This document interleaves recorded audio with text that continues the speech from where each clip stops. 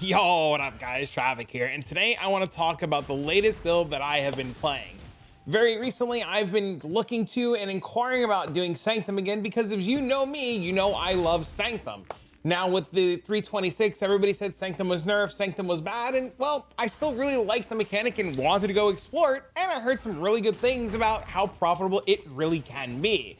So I started doing some research and asking around, and Twitch chat provided me with a Sanctum build. Very big shout out and courtesy to Bad Phantom because I ended up copying his POV, and it was just the standard Penance Brand of Dissipation. Now, if you've never seen Penance Brand of Dissipation, it is completely and utterly insane. It does everything that you want it to do, and it blows up and pretty much kills everything with ease.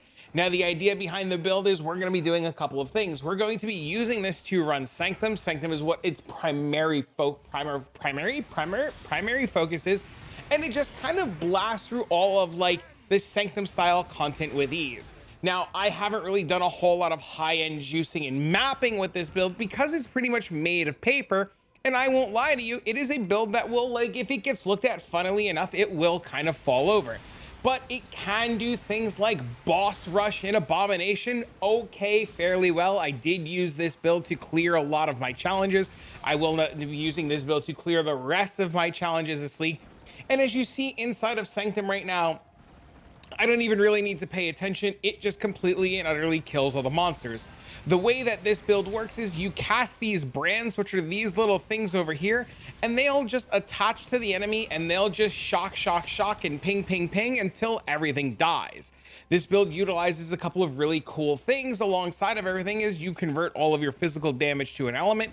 You're shocking, freezing, igniting, and doing all that fun stuff, and you're utilizing all kinds of different damage multipliers to really take advantage of everything that you want it to be doing. And you can see as I'm like flying through this Sanctum, everything in itself is relatively dying fairly easily. Now, this build, like I had mentioned, can be used to do Sanctum. Its primary for me is to be used in Sanctum, and like I said, it can be used to do some kind of mapping, but you can also really use it to farm uber bosses fairly well.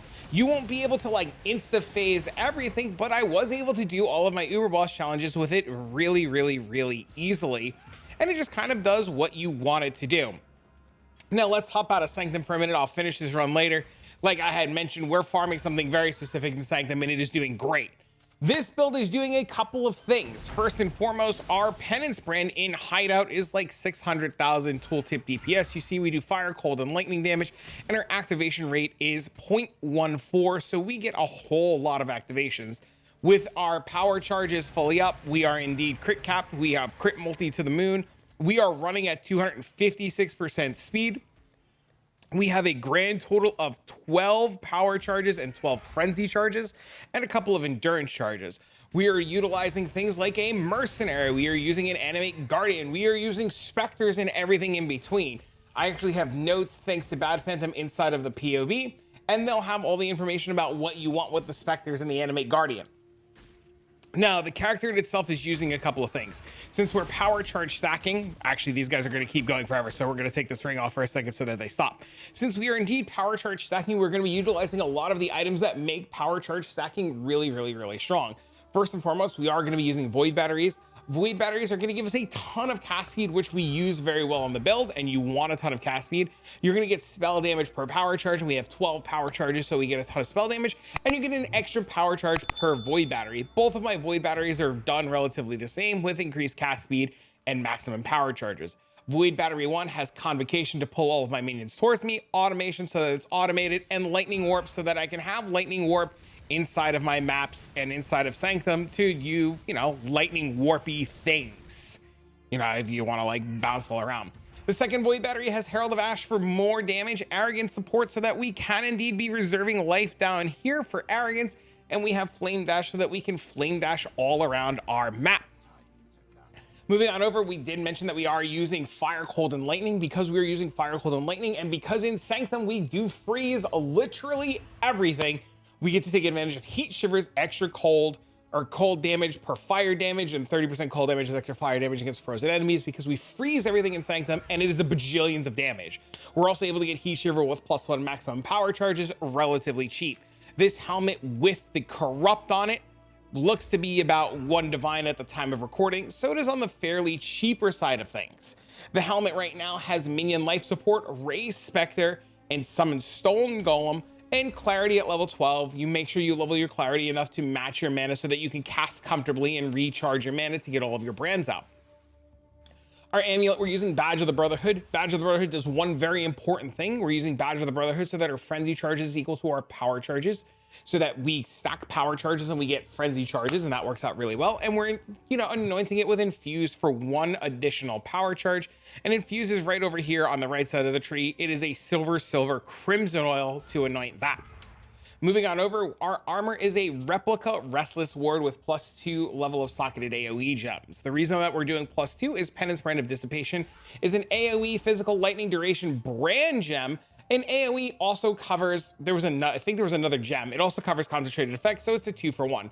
Ideally, you would get a +3 armor. They're really expensive. I didn't want to spend the money on a +3. With this armor, we get a little bit of life. We get movement speed per frenzy charge. Since we have 12 frenzy charges, we get an absolute ton of movement speed. And we regenerate life per endurance charge, and we have a couple of endurance charges, so we get a little bit of regeneration. You really don't care too much about the rolls on this. Ideally, you would like a nice life roll and a nice regen roll, but it is what it is based on what exists. If the armor does exist with the corrupt, it shouldn't be too crazy expensive at the time of recording. They're about 1 to 5 divs each, depending on how you buy them with the endurance charge roll, and that's without them 6 length, and they're fairly easy to 6 length with tainted fusings. Inside of our body armor, we are going to be using a Penance Brand of Dissipation. This one very specifically is level 2120, so that we get the extra level, and then the body armor boosted to 23. Repairing it, power charge, and critical strike support. This way we get more damage per power charge, and we get a power charge and crit. We always crit, so we always get max power charges. Increased critical damage support for just a ton of crit multi. Swift brand support so that our brands activate and blast at the speed of light. Arcane surge support so we get a little bit of extra spell damage and so forth and so on. And concentrated effects so that we deal way more tons of damage. Very simple, very straightforward. The body armor in itself is really good. It's what gives us this insane movement speed. If I were to take this body armor off, you could see that we slow down a whole lot, and I put the body armor back on, we are a lot faster. Now, moving on over to the next item in the list, I'm actually going to be pulling over Bad Phantom's POB, and this POB will be included for you down below. He is using a Circle of Guilt Iron Ring. These rings are really cool and really interesting. You can get these Circle of Guilt synthesized rings with power charges on them a lot cheaper than if you were to buy a regular power charge ring. So if I were to bring up the Path of Exile site, and I were to hit the trade button, search for items, item category, we're going to type in the word ring, we're going to type in unique, and then we're going to stat filter, type implicit, and then search for power charge. When we do this, we're going to see right away that there are a bunch of power charge rings online for 15, 16 divines. You do not need a rare power charge ring. This unique power charge ring will do everything that you want it to do. The real big takeaway with getting the power charge ring, if it is possible, because we're using Herald of Purity, we want to see if we could find a Herald of Purity increase mana reservation efficiency ring, if possible, and buy one with a nice roll for increased mana efficiency. So like this one would be really good right here for 25 divines. We also have another Herald, where is it? Herald of Ash. We could also look for Herald of Ash. But if we can get one of these rings with mana reservation efficiency, it'll make our life really easy, whether it's Herald of Purity, Herald of Ice, Herald of Ash, whichever one that you're using, so that we can fit all of our auras in very easily. And like I said, these rings are relatively on the cheaper side compared to buying a power charge ring.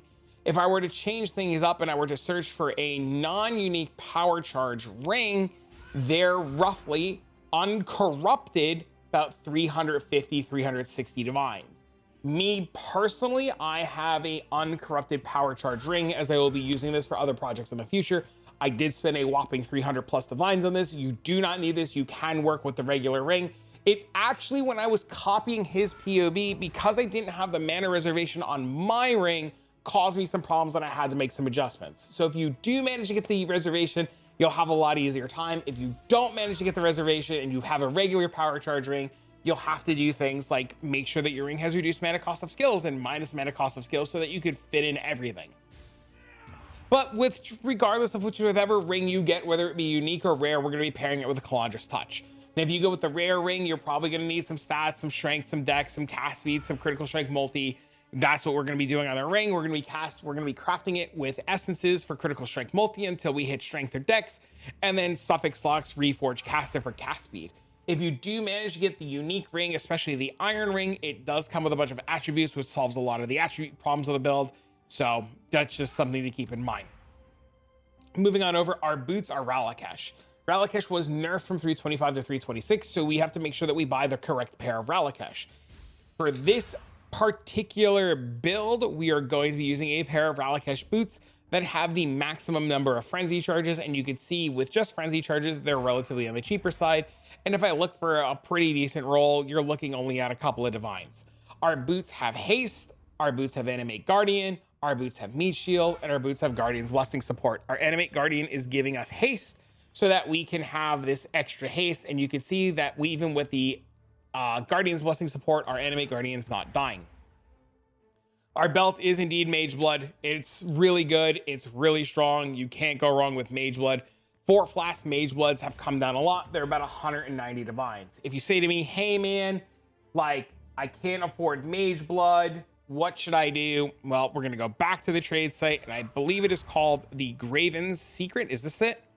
Yeah, we can get one of these belts. These belts will give you maximum power charges, and your power charges are equal to absorption charges. And you can use this for a little bit of damage if you want. This is a nice substitute, but with the Ralakesh change, it's a little awkward. So just something to keep in mind, that you can use this belt and mess around with it. I don't know if you'll have just as good as results, but in the past, this belt was always really, really, really good.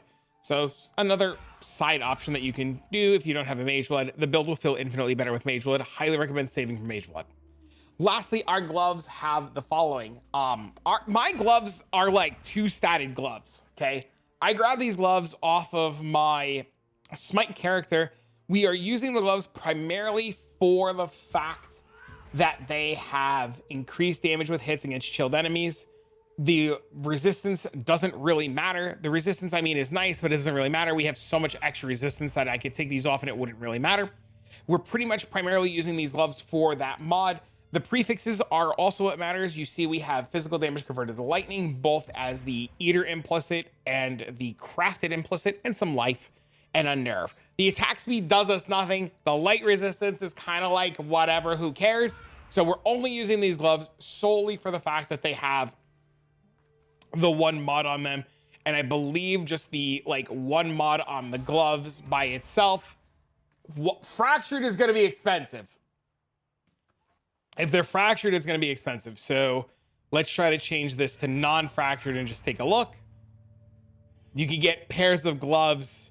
Just look for any okay suffixes for relatively cheap. The suffixes on this build really don't matter. The biggest, most expensive part of the build is going to be 2 things. 1 is going to be the Mage Blood, and 2 is going to be the Penance Brands of Dissipation. 2120 Penance Brands of Dissipation, about 11 divs. I mean, I guess that's not even that expensive. So it's going to be the ring and the belt are going to be the most expensive pieces. And then we use a bunch of Mage Blood Flask. We have Taste of Hate for extra damage and extra fizz taken as. I never use it. I never click it. I do Sanctum. I never click it. It's nice to have. You could probably get away with almost any other flask. We have a Diamond Flask with movement speed and increased effect. A Bismuth Flask with increased effect and critical strike chance. A Silver Flask with increased effect and chance to avoid being stunned. And a Quicksilver Flask with avoid being shocked and increased effect. The suffixes on the flask can be on any of the flask. It doesn't matter which ones you put the suffix on, just get the suffixes on any of the flask.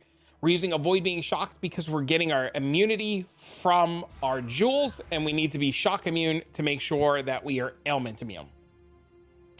Now, moving on forward, our ascendancy is, what is this, a Hierophant? I think we're a Hierophant. I think that's what it's called. Is it a Hierophant? Holy dude, I don't even know what the hell we are. We a Hierophant? We're a Hierophant. We are a Hierophant. Somebody's gonna watch this and be like, what the hell is wrong with this guy? He doesn't even know what ascendancy is playing. Well, it's been a long day. Okay, we're choosing Hierophant. I just knew it was the minimum power charge endurance charge guy. We're clicking Hierophant because we get an extra power charge, which is really, really, really nice. So we get some extra endurance charges, but we get the minimum power charges, so we have nice power charges, and we get the extra one there. We're also using it because brands have 100% more activation frequency if 75% attached duration expired. Brand recall has 100% increased cooldown recovery rate.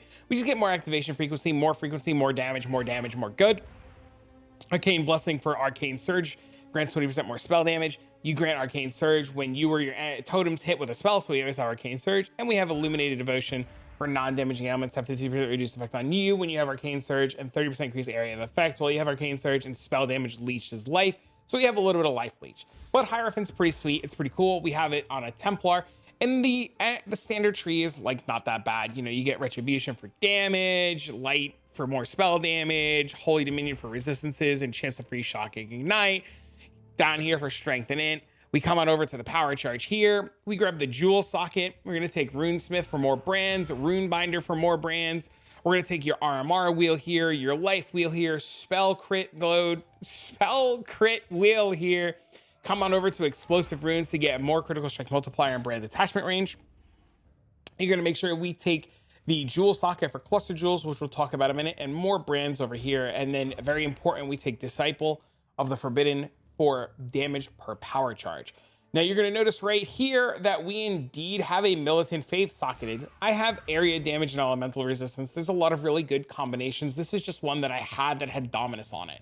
Very important thing to know. We are looking for a Militant Faith that has Dominus on it. Dominus is the most important part because of this. When the jewel says that it has Dominus, this notable changes to Inner Conviction. Inner Conviction gives us 3% more spell damage per power charge, gain power charges instead of frenzy charges. So we're always gaining power charges. We're getting 3% more spell damage per power charge. We have 12 power charges, and we get our frenzy charges from the boot, so we always have frenzy charges. We also grab Instability for a power charge and Cruel Preparation for a little bit of life and resistances. Now, something to note, very important, our Militant Faith. We have to have the Militant Faith not convert the power charge node and not convert the Cruel Preparation node. Life in this build and having more life is pretty important, and we'll talk about that in a second. Moving on over, we grab the other cluster wheel. We grab the Dex node because we need some Dex. We grab some Critical Strike Mastery because we need it. And we're gonna grab Nimbleness for more critical strike speed and attack speed. Now down here, you're gonna notice that we take Pain Attunement. We take 30% more spell damage when on low life. And this because inside of our gloves, we have the following. We have Petrified Blood. Petrified Blood, if I hide my face, is the claw-like looking thing over our health pool. Our Petrified Blood is a way to stop ourselves from recovering life more than halfway. It gives us another really huge defensive layer, and overall, it helps to keep us at low life. We pair this with Enlighten so that we can fit it, Herald of Purity for more damage, and Hatred for more damage. And this is one of the reasons why I was mentioning here that if we had the ring that gave us the RMR, we wouldn't need Enlighten 4, we can get away with Enlighten 3. But we're going to use the Petrified Blood paired with Pain Attunement to get 30% more damage on low life. And we're going to be taking this very important life mastery that says you count on low life while at 55% of your maximum life. Now you can see that we're reserving life, and we're reserving life with our Arrogance and Herald of Ash that we had talked about earlier. And this keeps us at that nice little break point for the counting as low life and gaining more spell damage while on low life. So these two work together really, really, really nicely to give you a whole lot of extra damage in life. Moving on over to our clusters, our first cluster is going to be a Furious Assault, Ironbreaker, Master of the Fundamental on a Fizz damage one. Furious Assault is giving us attack and cast speed and physical damage. Ironbreaker is giving us more physical damage. Master of Fundamentals is giving us resistances and physical damage. Our medium clusters are as follows. We have Pressure Points and Quick Getaway on a crit base to help give us more critical strike chance. We have Remarkable and Seeker of Runes on a brand base. Seeker of Runes is giving us brand damage, and unattached brands gain 20% brand attachment range so that they can bounce all around and attach to other enemies. And Remarkable is giving us increased cast speed and a chance to cast an additional brand. The other cluster is a Doriani's Lesson, Prismatic Heart, and Snowstorm. Snowstorm to gain 8% of lightning damage and extra cold damage against chilled enemies. Doriani's Lesson so that we get elemental damage, leeches life, and more elemental damage. We take our medium cluster here for Grand Design and Remarkable. Remarkable for cast speed with brands, just like the other cluster. And Grand Design for more damage and brand attachment range. And then over here, we do the same thing with another Grand Design and Remarkable. You're going to notice inside of our tree, we have a bunch of extra jewel sockets and slots, and that is for the following. We have a Watcher's Eye here that gives us critical strike chance with Hatred, damage penetrates with Wrath, and we do have actual Wrath aura, but we take a Watcher's Eye for critical strike chance while affected by Hatred. We have a Storm Shot here For lightning resistance and chance to avoid being shocked applies to all elements. This combined with the flask, combined with the mage blood, makes us ailment immune. Now, the last couple of sockets that we have are the following. We have all attributes because we're short on dex and we want some more dex so that we can fit in our haste aura. We have critical strike multi, and life. So these are really nice jewels. If you have dex and you don't need dex and you're not going to level a haste, you're fine to go. You don't need the extra attributes, but all of my jewels are relatively the same. Attributes, crit multi, life. And over here too, attributes, crit multi, and life. And that's really much the whole tree. Now, in terms of everything else, our doodad who dies that we have haste aura on, he has a couple of pieces of gear on him, and the POB is going to have notes. We're using Gruckthos so that he never dies and he has a bunch of regen. Lear cast so that he has a bunch of life. We did make the Kingmaker. If you're being cheap, you could do Dying Breath, but I did make Kingmaker. We have gloves with regen, and life, and then a regen implicit, which is really needed. Boots with regen, and regen implicit. The higher the regen, the better. I made the mistake of not getting gear with a whole bunch of life regen, and every time I would press the haste button, my guy would die. And then I talked to Twitch chat, and Twitch chat was like, you don't have enough life regen. So I had to remake all of the gear. In terms of our mercenary, we are using a Doriani Merc because this is probably the only time we're ever going to get to use it, and we finally have a character to make use of it. So we did get all of the Doriani stuff. Now, the mercenary that I'm using is a Fallen Reverend. It is the Strength Int Merc. It does have Zealotry and Wrath, and that's why we have that combination with our Watcher's Eye, because we get affected by the auras here. Our weapons have Wrath increased aura of effect. We craft these with getting Crusader weapons and hitting them with a fossil for aura, and it's like 3 fossils to hit tier 1 or 4 fossils. It's really common. It's really easy to make. Don't buy these stupid ones for like 20 divs each. Craft your own using fossils in the aura fossil. I believe it's called a bound fossil. Doriani's for the body armor. A helmet with resistances, energy shield, lightning damage taken recouped as life, chance to ignite, Perkles for more damage, rings, reflected rings with minus 100% to lightning resistance on both rings so that our mercenary has a whopping minus 200%. Combs binding with wrath implicit, which is nice, you don't need. Gloves with lightning damage leeches life, chance to extinguish enemies. I didn't know what extinguish does, but extinguish enemies cannot inflict ailments, which was really cool. And then we have boots with just life regeneration, drop sapped ground while moving. Our mercenary is always moving, so he's always dropping sapped ground, which is really nice. But yeah, the big thing that we want on mercenaries is the Zealotry Wrath guy. It took me about 400 maps. I was literally opening Dunes maps, looking for the mercenary, checking the mercenary, leaving until I managed to find the mercenary that I want. Our Spectres, the guy who won't shut up, he's giving us vitality and endurance charges and enduring cry. He just doesn't shut up. He's really annoying. And the bird decides that every so often it's going to screech and is giving us grace aura. The guy who doesn't shut up is about 150C. The bird's about 30C. The animate guardian gear is about 10 divs, and the fallen reverend gear, depending on what you want to spend, can be relatively expensive. Overall, the character in itself, I think, is great. I really like playing the character a lot. Like I had mentioned, I've been able to boss rush Abomination. You can't really do a whole lot of really good mapping strategies with it. It'll just kind of like fall over while you're doing mapping strategies. And in terms of things, Sanctum in itself is really, really, really good.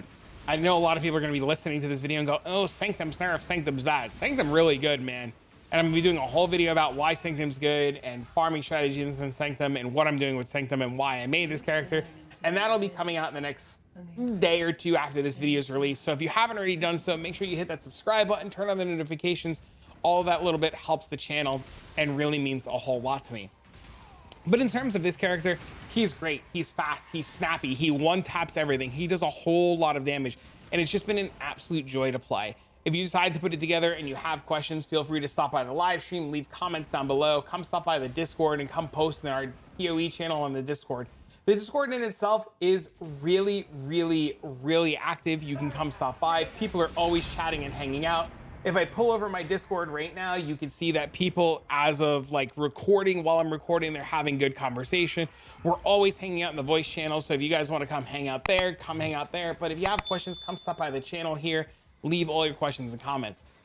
But yeah, that's really it. That's the whole build. That's what's going on. That's why I'm playing it, and I'm having a really good time. This league has been great. I've been able to do tons of cool stuff this league, and there's so much more that I want to do and I want to explore. So that's pretty much what I'm gonna do. I'm gonna do Sanctum for a little bit. I'm making really good money farming in here, so I'm gonna keep exploring that. But like I said, this is what I'm doing. If you have any questions, don't hesitate to ask. But for now, friends, I'm gonna get this video out to you guys, and I'll see you all in the next one.